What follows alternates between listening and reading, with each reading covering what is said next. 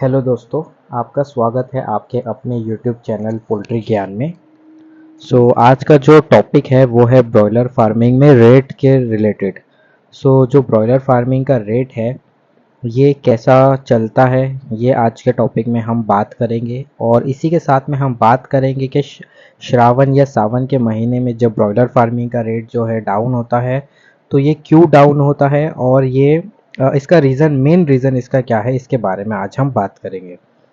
तो आइए तो वीडियो को शुरू करते हैं। तो सबसे पहले मैं ब्रॉयलर फार्मिंग के इंट्रोडक्शन की बात कर लूँ। जो लोग नए ब्रॉयलर फार्मिंग में आना चाहते हैं मैं उनको बता दूं कि जो ब्रॉयलर फार्मिंग का जो रेट है ये रोज़ कंपनी डिसाइड करती है।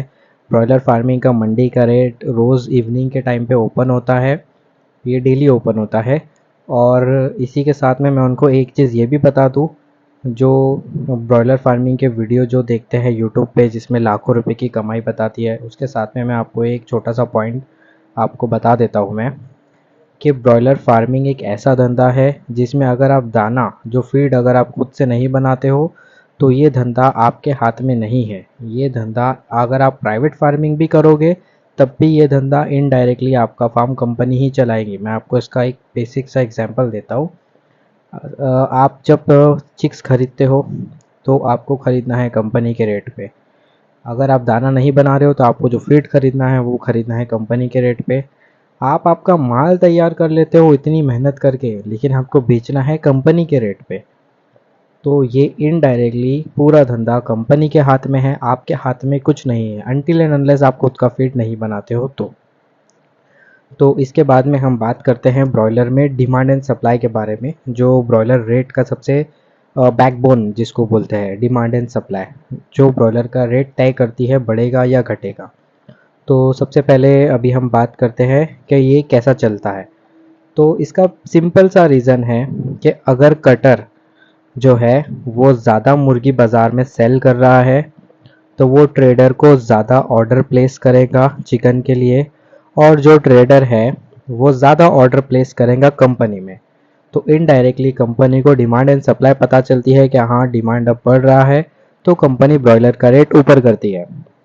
तो इसी तरह अगर जो इसको सिचुएशन को अगर रिवर्स कर दे, अगर ट्रेडर जो कटर है वो कम चिकन सेल कर रहा है बाज़ार में, इसका मतलब ये है कि लोग कम खा रहे हैं या ज़्यादा खा रहे हैं। तो अगर जो कटर है वो कम चिकन सेल कर रहा है बाज़ार में तो वो कम ऑर्डर प्लेस करेगा ट्रेडर को, और ट्रेडर जो है वह कम ऑर्डर प्लेस करेगा कंपनी में, जिसकी वजह से कंपनी में माल का स्टॉक ज़्यादा हो जाता है और कंपनी को रेट नीचे करना होता है। तो ये मैंने आपको बता दिया, सिंपल एक ये चेन चलती है ब्रॉयलर फार्मिंग में डिमांड एंड सप्लाई की। तो जितना लोग बाज़ार में माल खाएंगे, जितना लोग बाज़ार में माल खरीदेंगे, चिकन खरीदेंगे, उतना ये इनडायरेक्टली रेट मिलेगा फार्मर को, लिफ्टिंग और रेट में देखने को मिलेगा कि लिफ्टिंग रेट बढ़ेगा या लिफ्टिंग रेट घटेगा। और उसके बाद में हम बात करते हैं श्रावण के महीने में, जैसा कि मैंने बताया कि रेट क्यों नहीं बढ़ता है। तो देखिए श्रावण के महीने में, जैसा कि मैं पिछले 2 से 3 साल से एक चीज़ नोटिस कर रहा हूँ कि श्रावण के महीने में या सावन के महीने में, यूपी बिहार साइड में इसे सावन कहते हैं, महाराष्ट्र में इसे श्रावण कहते हैं।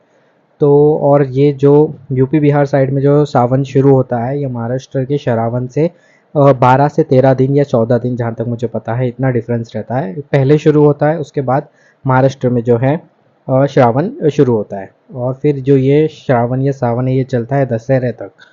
तो दशहरे के बाद में फिर जो है लोग चिकन मटन खाना शुरू करते हैं। तो सावन के महीने में जैसा आप सबको पता है लोग चिकन और मटन को त्याग देते हैं, लोग नहीं खाते चिकन और मटन, जिसकी वजह से जो है कटर कम चिकन सेल करता है, और जो रेट इनडायरेक्टली जो लिफ्टिंग रेट में हमें देखने को मिलता है कि मंडी डाउन होती है। तो अब मैं 2-3 साल से एक चीज़ ये नोटिस कर रहा हूँ कि जो कटर है ये लाइक जो रेट है ये बहुत हाई रखते हैं। मैं अभी आपको एक पूरा इसके बारे में समझा देता हूँ कि ये रेट्स कैसे चलते हैं। सबसे पहले तो लिफ्टिंग रेट होता है, जो रेट पे फार्मर अपना माल सेल करता है ट्रेडर को, जो मीडिएटर होता है। और जो ट्रेडर है वो जो कटर को जो रेट में माल सेल करता है उसे कहते हैं पेपर रेट। वो न्यूज़पेपर में रेट ओपन होता है डेली, तो वो रेट पे जो है ट्रेडर, उसको पेपर रेट कहते हैं हमारे इधर, लाइक महाराष्ट्र में तो उसे पेपर रेट कहते हैं, बाकी दूसरी जगहों का मुझे आइडिया नहीं है। तो जो ट्रेडर है वो पेपर रेट पे सेल करता है कटर को, और कटर जो है वो अपना रेट लगाकर अपनी मनमानी से माल को बेचते हैं। तो अभी मैं आपको बता दूं महाराष्ट्र की जो सिचुएशन है उसमें जो अभी है लिफ्टिंग रेट जो है 62 रुपीज़ ओपन हुआ है, उसमें भी कंपनी 1-2 रुपये माइनस देके 60 रुपये में लिफ्टिंग करवा रही है। मतलब महाराष्ट्र में लिफ्टिंग रेट 60 रुपये चल रहा है। पेपर रेट 88 रुपीज़ है। मतलब जो ट्रेडर 60 रुपये में माल फार्मर से उठा रहा है उसके लिए जो रेट ओपन हुआ है वो है 88 रुपीज़, और जो ट्रेडर रहते हैं वो कटर को 10 से 12 रुपये 14 रुपये माइनस में, पेपर रेट से 10 12 14 रुपये माइनस में वो माल बेचते हैं कटर को। तो अभी जो कटर को माल पड़ता है, फॉर एग्जांपल कटर को 76 रुपीज़ में अगर 12 रुपये भी हम माइनस करें तो कटर को जो 1 किलो मुर्गी पड़ रही है, जो उसकी लागत लग रही है उसके पीछे उसको 76 रुपीज़ ट्रेडर को पे करना है। 76 रुपीज़ में 1 किलो मुर्गी कटर को पड़ रही है।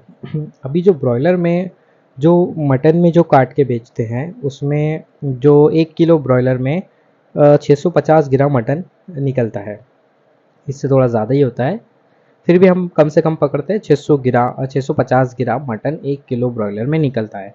तो अगर आप देखोगे कि कटर को क्या रेट में मटन पड़ रहा है, मतलब चिकन का गोश्त जो है वो कटर को क्या रेट में पड़ रहा है, तो आप देखोगे सिंपल मैथ से, आप 76 को डिवाइड करो 0.65 से तो आपको पता लगेगा। लाइक अगर इसमें ये केस में अगर आप डिवाइड करोगे 76 को 0.65 से तो जो कटर है उसको अभी का रेट पड़ रहा है 116 रुपये, हम 120 रुपये मान लेते हैं।